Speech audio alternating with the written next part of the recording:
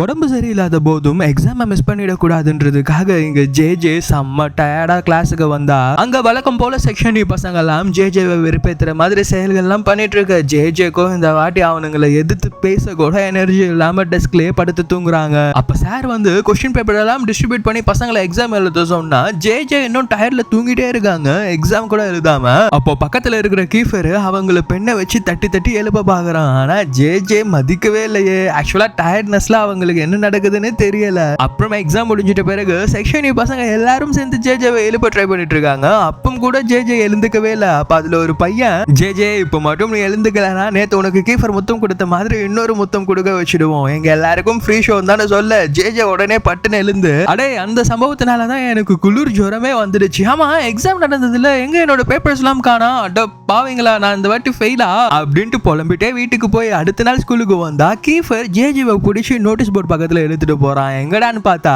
நேத்து எழுதின exam பேப்பர்ஸை correct பண்ணி மார்க்ஸ் நோட்டீஸ் போர்டுல டிஸ்ப்ளே பண்ணிருக்காங்க. அதுல ஜே அவங்களோட மார்க்கை பார்த்தா 97 மார்க்ஸ். என்னடா இது, நாம எக்ஸாம் எழுதின மாதிரி ஞாபகம் இல்ல, ஆனா இவ்வளவு மார்க் போட்டு வச்சிருக்காங்களேன்னு பார்த்துட்டு இருக்கும்போது கீஃபரும் யூரியோட மார்க்ஸை பார்த்தா 99 மார்க்ஸ் கிட்ட எடுத்து வச்சிருக்கானுங்க. அதை பாக்குற ஜேக்கு இன்னும் பயங்கரமான ஷாக்கு. என்னடா இவனுங்களை தண்டக்கர்மாந்திரம் நினைச்சா இவ்வளவு சூப்பரா படிச்சு மார்க்ஸ் எடுத்திருக்கானுங்க, நிஜமாலே படிச்சுதான் எடுத்திருப்பானுங்களா இல்ல ஏதாச்சும் கோல்மால் பண்ணிருப்பாங்களான்ட்டு ஜேக்கு ஒரே மிஸ்ட்ரி தான். அடுத்து என்னாச்சுன்றது நெக்ஸ்ட் பார்ட்ல பாப்போம் guys. and part 19 மிஸ் ஆயிடுச்சுன்னு சொல்றவங்க மிஸ்லாம் ஆகல, அது லாங் ஃபார்ம் வீடியோல ஒரு 15 மினிட்ஸ் வீடியோவா போட்டிருக்கேன். இஃப் இன் கேஸ் நீங்க அதை மிஸ் பண்ணிருந்தீங்கன்னா லாங் ஃபார்ம் வீடியோ செக்ஷன்ல பாருங்க.